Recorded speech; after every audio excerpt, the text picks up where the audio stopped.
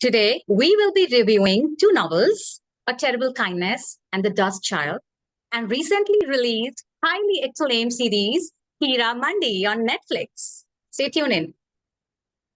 I'm excited. Hi,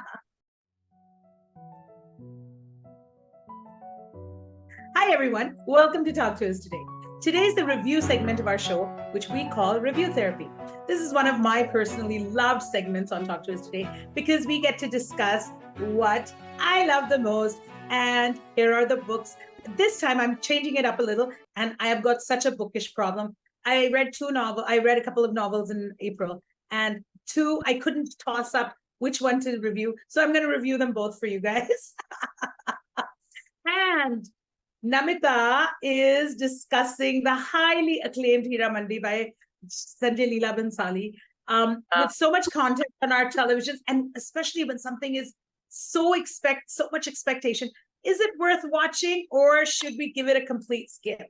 Here, Namita, let's start with you. I haven't seen it yet, so I'm quite excited to hear about what you think. Well, I'm very excited to talk about it.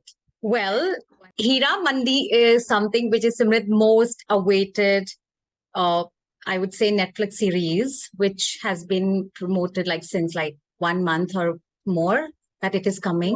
Right? So, HeeraMandi this series is set in a pre-independence Lahore. It has 8 episodes. So, which is, I feel, too less, man. You should have made more. Maybe they're going to season 2 or something's going to come. So it follows the lives of powerful courtesans, the wives that is being called in Hindi or Urdu. I don't know how would you do that, but yeah. And it's which in a district known for its art and culture. Generally, that is how, during the past times, these art and culture, music, everything was being their thing. Everybody would go there for that. There was nothing publicly being done. So the story revolves around, yeah. That the actual HeeraMandi, the diamond bazaar or whatever it's called, diamond market, was popular even up to the 60s and 70s because, it was known as a hub of culture, and it was known as one of the top places in pre-partitioned India to go to the brothels. And since Punjab and Lahore fell in Punjab, was very feudal, and India was feudal at that time. So this place they would go for the prostitute, and it wasn't just the red light areas of we imagine. This was the actual, and I've read many books and I've read a lot of articles about HeeraMandi and how it was the upper crust. This is exactly what has been shown in this series, Simrit. You would be saying, wow, gala, royal, with everything, and the kind of set they have made. I mean, amazing. It actually takes you to that time. And this story revolves around 2 women, where Malika Jan and Faridan. So these are 2 women, and they are very influential in courtesan and in power. And it's about their struggle, and while exploring themes like gender roles or societal power dynamics, everything is intertwined. And despite the glamorous setting, the series delves into the challenges and emotional complexities of these women face, So this is something which I would say at times you also get into shock. Oh my God, it was like that. You are made to think the state of women. I mean, yes, it looks very lavish, royal, classy, but there's other side of it as well that you see. Okay, that's a sad part, of course. So yeah, that is what you're going to see. So, and it has very talented cast. That's Manisha Koirala, Sonakshi Sinha, Aditi Rao Hydari, and more. So everybody has played amazing characters. I know the character development. I'm sure the sets are amazing. Sanjay Leela Bhansali is known for that. But I can just remember. I mean, I've seen a little bit of the trailers, but everyone's excited because Sanjay Leela Bhansali is so OTT. But that's what we want, right? Over the top. Yes, I'm excited to see it. Yeah, and everything is it's so perfectly done. From all of these characters, all of these female characters, they come from diverse background and with their own unique stories to tell of love, betrayal, and struggle against patriarchy and colonial rule. So colonial rule also is very, very beautiful, shown how it was affecting them, affecting how the revolution of independence started at that time, and what role HeeraMandi played at that time. So that kind of a all has been very, very nicely depicted. And this show is, as we always say, it's a very grandeur, with all these actresses wearing those extravagant jewelry, building, and the set, the costumes. Oh my God! Like, oh wow! Like this, it's like this gives you the whole that luxury feeling, with everything together. Like, wow, there's like a lot of money being spent. That is the first. Very glamorous. That is the first thing. The thought came to my mind. Oh my God! So much money is being spent on this. Like, with and the best part was that behind all this luxury, the show tried to tackle the issues which are often ignored or forgotten. The struggles of these Tawaif of HeeraMandi in getting our independence and their independence. Wow. Yeah, it does tackle the issues of gender roles and societal power dynamics. So that has, I think that has always been there. So yeah, everybody fights that. So that is also nicely shown.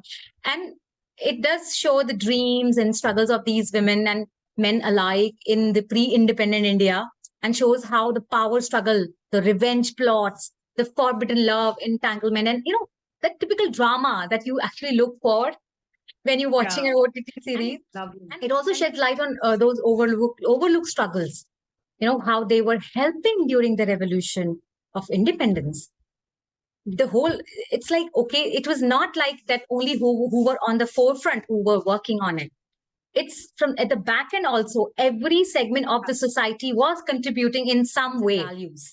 So what makes it special is its detailed storytelling, the touch of love to it, betrayal, redemption, and strength. Yeah. And it's also highlight the strong friendships, Simrit, with these HeeraMandi community, and making it female friendships. Yeah, and making it more captivating and thought-provoking show, I would say. It's definitely a thought-provoking show, and it's a must. So what are the star ratings? Tell me, out of 5. How do you rate it? All 5. Wow, I would rate it really? 5. Yes. Oh my God. You guys heard this. You got to go watch this. Amazing. Yes. So, I'm having such a bookish problem, like I mentioned, like the 2 books I want to quickly go over, and I'm not going to take too much time. But I was going to start with The Terrible Kindness, which is the book I'm going to do now second, because you were talking about HeeraMandi, and The Dust Child is this amazing novel, amazing. And I cannot pronounce this name, so we're going to just put the author's name, Gyeon Pon. It's a Vietnamese. And this book is about the children of the Vietnamese War who were born to the prostitutes and the American GI soldiers. So that's where I just thought of HeeraMandi and all this colonialism back in and this was in the 60s and 70s when the Vietnam War was there. And this book is really, it goes into the name Dust Child is what the Vietnamese used to call the children born of mixed races that marry Asians, because they were treated less than dust when they were born.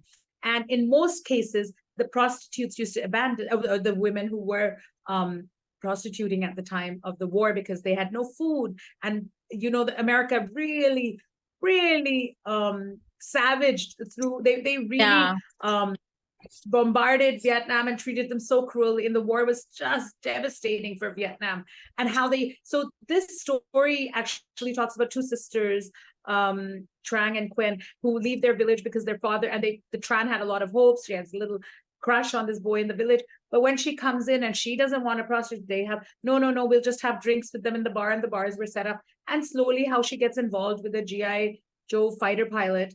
And she doesn't know he's a fighter pilot, but she knows he's American. So he picks her up and puts up a room for her. And so they have a relationship. But the relationship is so complex because he's also 20 years old. He's not entirely a bad boy. He's just a 20-year-old going and bombing these Vietnamese out there. So all in all, I think Dust Child's this really good. It ticks all the boxes for a historical novel. It's interesting, yet it's informative, yet you learn something and you feel something. So from my side, it's a 4.5 stars. Of course, nothing is perfect. I'm a perfectionist. My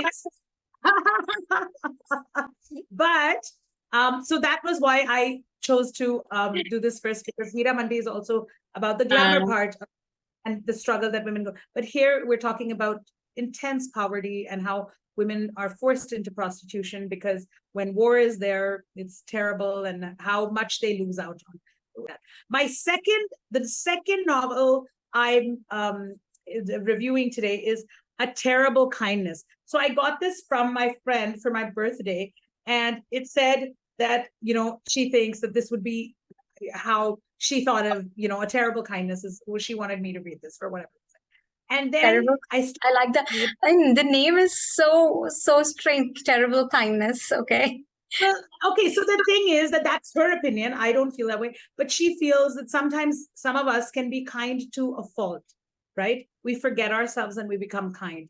And that's what she thought. Of course, I don't think I'm like that at all. But so she said, like this is, but when I started reading this is interesting. The first 15 pages, and I sent her a note, WhatsApp, and I said, do you hate me? Do you really want? Because I'm like sitting there almost crying because this book is so intense. It was crazy. And I'm like, so this book starts, it's an amazing novel. It's also a historical fiction novel. And it's set in 1960. It starts with 1966. And this young boy, he's just graduating. He's at his graduating ceremony. He's top of the line.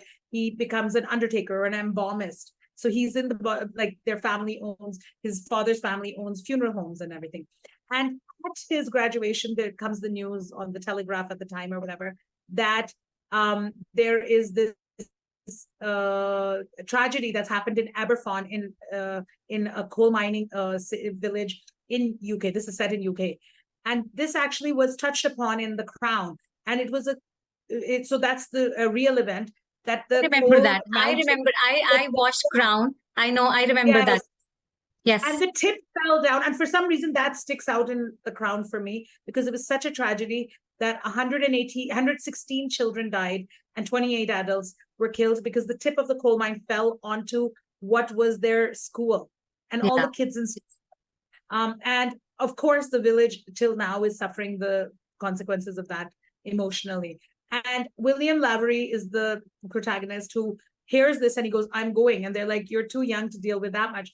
But he does the embalming for most of the children in that village.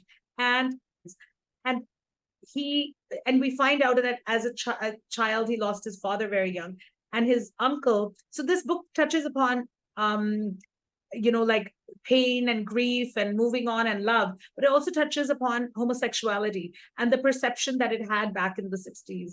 So his uncle is a homosexual and he's very fond of him. But when his dad passes on, his mom tries to cut off because she feels jealous somehow of the bond that the homosexual partner and the uncle have with her son, and she feels left out, maybe because of her own demons or judgments about sexuality. And it's very interesting how she pulls him away from the uncle once the father dies, tries to keep him away as much as possible, and discourages this whole funeral business, the funeral home business. So she sends him, and he has a gorgeous voice. He has a great voice. So he makes it as the solo chorist in Cambridge School, in the young choirs school. So there's a beautiful story that's woven. So I don't know how this author came up with it. So the boy is singing in the choir, and then his best friend ends up, they show him that he's a homosexual. So there's a lot of different elements in this book,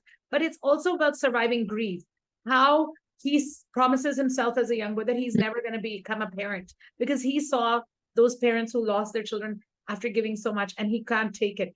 The book, I think it's one of the most underrated books I've read, because it really, in the end, of course, it's about how love, hope, and survival instincts make you move on. Strongly suggest this book for a thought-provoking, sad, but how to move on from trauma.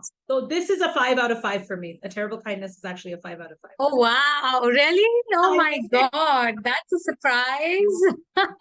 It stays with you. It really stays with you. Yes. So Well, guys, I think that's all on Talk to Us today. Hope you enjoyed our review therapy segment.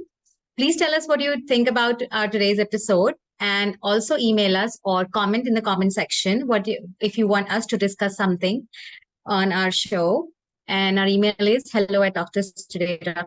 yes. And don't forget to hit the subscribe button and hit the bell to stay notified of our episodes every Friday at 6 p.m. And don't forget to follow us here. You'll see our new episodes every Friday. Thanks for joining us on Talk to Us Today. Remember to talk about Talk to Us Today. Keep smiling.